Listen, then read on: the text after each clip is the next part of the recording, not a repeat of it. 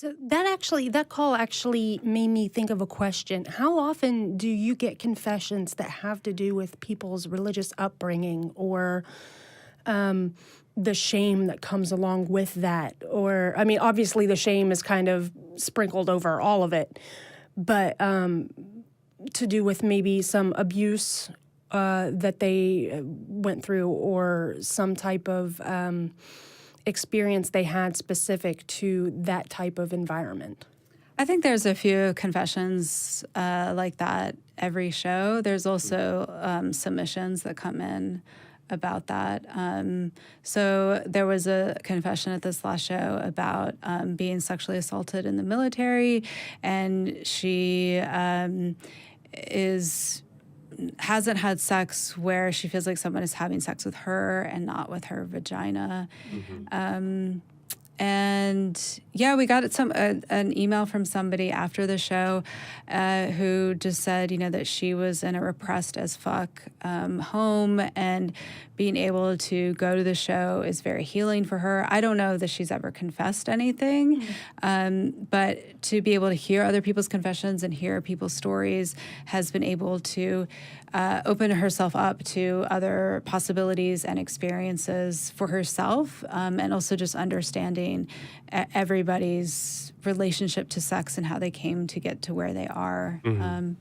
So yeah, there's always some. I don't think there is as much as maybe we thought, being that when we started this show in Austin, I think we thought that there would be like nothing but those kind of confessions. But I mean, Austin it's pretty kinky. It's pretty poly. There's some people out here doing some fun stuff. Interesting stuff. Yeah.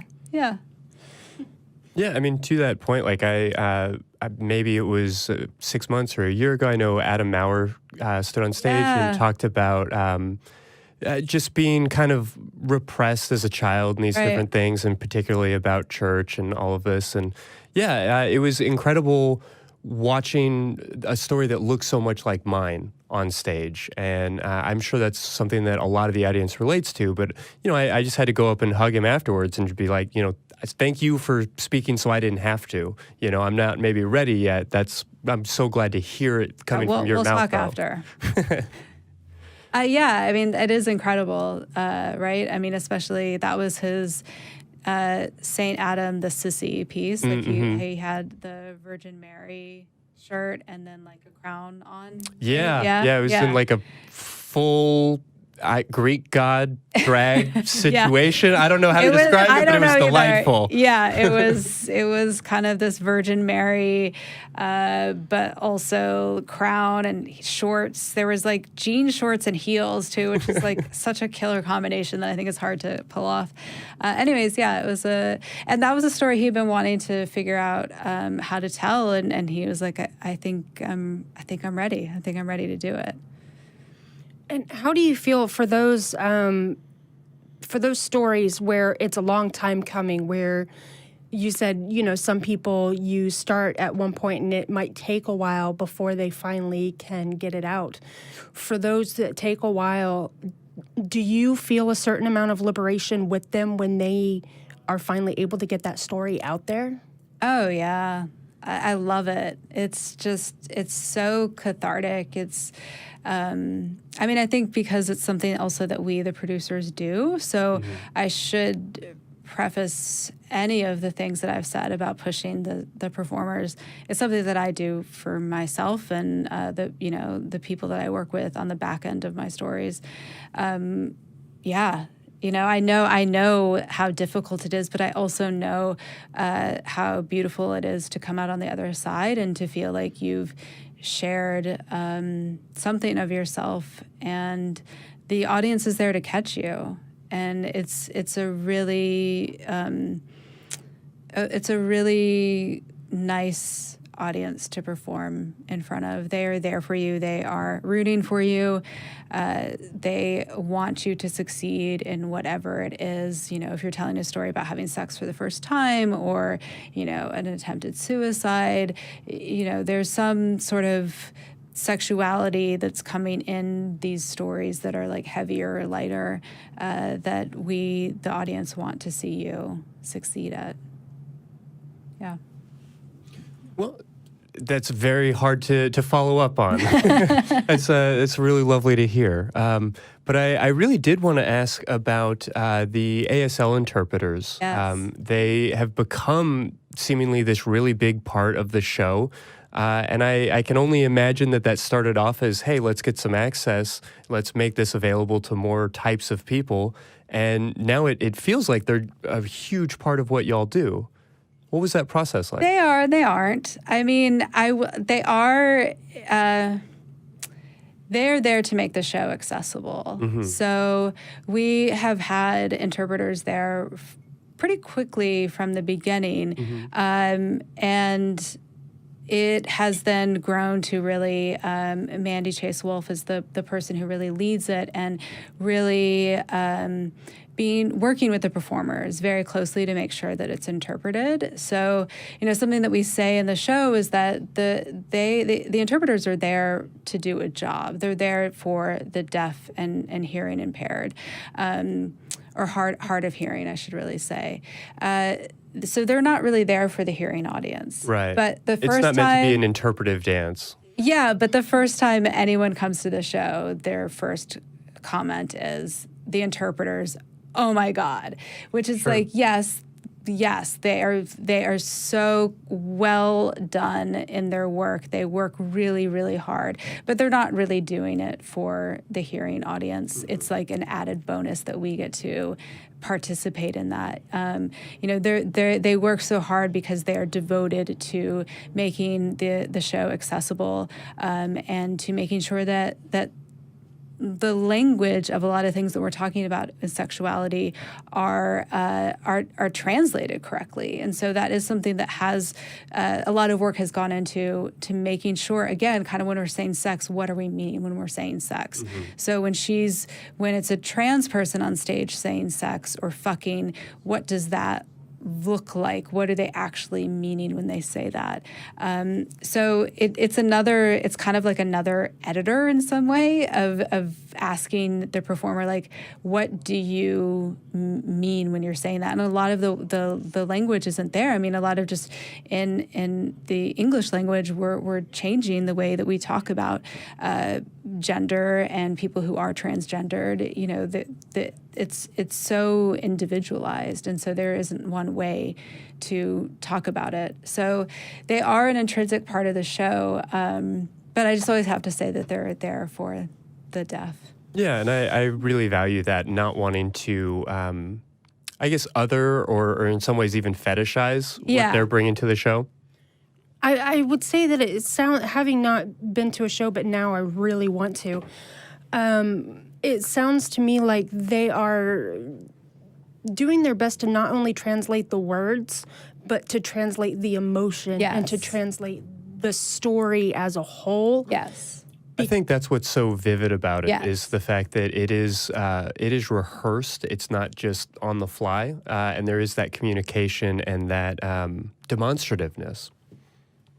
Yeah, we are on Instagram. We finally kind of really got on Instagram and have our game going on there. And we just had a show last week, so we're posting more of the pictures. And so one of the performers from the last show, she took pictures, and she really captured how well in sync the interpreter is with the performer. Like, they're both kind of making the same facial expressions. And you can see the interpreter doing something with their hands. You don't know what it is. I mean, I don't speak ASL. I don't know. But you can see how in sync they are. And it is something that it is not just the words. They're not word for word transcribing. They are really capturing the essence of the story and the emotion, because there is so much of tone when we're speaking. And so they're really capturing that as well. And we're so grateful for them and the work that they do, because they really take it seriously. Yeah. It sounds like it's going to be a wonderful show when I actually come. Yeah, watch. please. July 24th, 25th, 26th. Awesome. Thanks for coming around. At the North Door? At the North Door, yeah. Okay. Yeah, tickets sell out, though. Yeah, get on it. Do. They're already up for sale. Okay. Yeah. Well, I will have to get on that. It's a good time. So, Christy, did you have any other questions? Yeah, I suppose I really just wanted to hear a little bit more about what your experience has been in terms of, pushback from the community. Obviously your family knows what you do, but I wonder if you ever go to a cocktail party or family Christmas and, get that kind of judgment. No, my family is really supportive. In fact, they've been wanting to come to a show for a long time, and I have not. I've just said no, but I'm coming around, and I'm open to saying yes to that. Pushback from the community, not so much. I mean, there is feedback that we get from just about every show.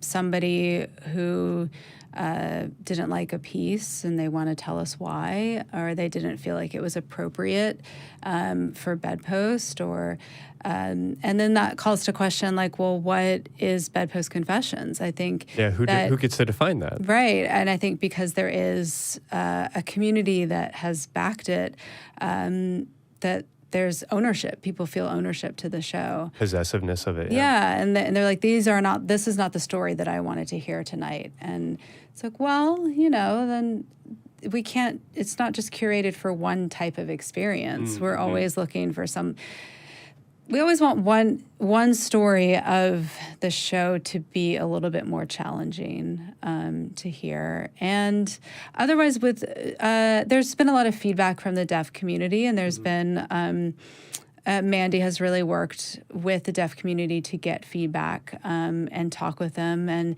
there was like a reoccurring. We'd get a lot of confessions about the interpreters and them signing things and wanting them to see them sign it. So they do a confession about the word just so that they could see the interpretation. And the interpreter is not going to not do it. Right. But then we've had to talk. It's again kind of fetishizing. Right. Missing the mark anyway. Exactly. So, we have politely scolded our audience and no longer do, like, it was funny, but it was just the once, but it was like every show it was happening. And so really thinking, like, we really think about the placement of the interpreters, because sometimes it's been more that, like, they've been more center stage in some way, or like the deaf people couldn't see them. And so there's a lot of little feedback that we get where we're just always tweaking these things here and there, whether we want to do a better job or it's not feedback, but we know we could have done that better in one way or another. I think it's beautiful that people are so invested, I guess, in the product that you're putting out, that they almost want to control it or make sure that it's done just right. Yeah. They want to feel like a part of the decision-making process because they feel like they own a piece of it. Yeah. Which really, I guess, just goes to show also how much of a community, I don't want to even call it a product, how much of a community event it is. If everyone feels, so empowered to have a piece of it, it really is coming from the community. Yeah. Yeah. Which is true. Sounds great. It is. I mean, these are kind of lovely problems to have. Well, Christy, did you have any other questions? Yeah, I mean, I guess just the last question for the night. You talked about kind of these other cities and what that's looked like. We know you have the event coming up in July. What's next? I mean, what do the next 9 or 10 or a million years look like? What are you guys thinking and planning? Gosh, I mean, we're just trying to really focus on the show and, Sure. and make it as the best experience it can be. And whatever comes of that, fantastic. But we're not chasing down anything. I mean, it'd be great to see it on some national level in terms of a TV show or I don't know, a YouTube show, but I think that we end up being really focused on the show itself, which takes a lot of work. Just getting the best version of it. Yeah. I mean, going quarterly, we're able to really focus on working with the storytellers and really dialing it in. Some of the best feedback we got was from a person who had been going to the show since the beginning days, when it was a little bit more like you kind of didn't know what was going to happen. It was a little bit more open mic. It was an open mic, but it kind of had that feel sometimes. Felt like it, and you kind of didn't know what you were in for. What you were going to get. Yeah, and now the bar is pretty high, and it's a pretty consistent bar. And so just keeping up that level, it takes a while to do. So I think we're really focused on doing the show and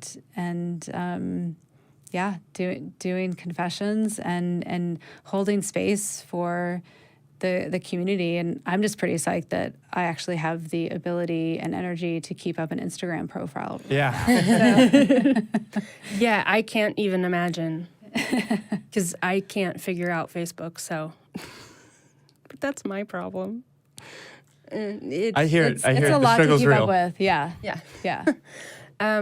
But, well, thank you so much, Miranda, for coming on tonight. Thank you, Megan. Thank you, Christy, for having me here. Of course. And did you have anything that you wanted to say or plug or anything tonight before we head out? Just keep confessing. You can confess with us. There is a tool on our website where you can enter in your confession, and those are generally the confessions that we open the show with. The next show, Bedpost Confessions, July 24th, 25th, 26th at the North Door. Tickets are available now. You can get them on our website, bedpostconfessions.com. Also follow us on Instagram at Bedpost Confessions, and we're on Facebook too.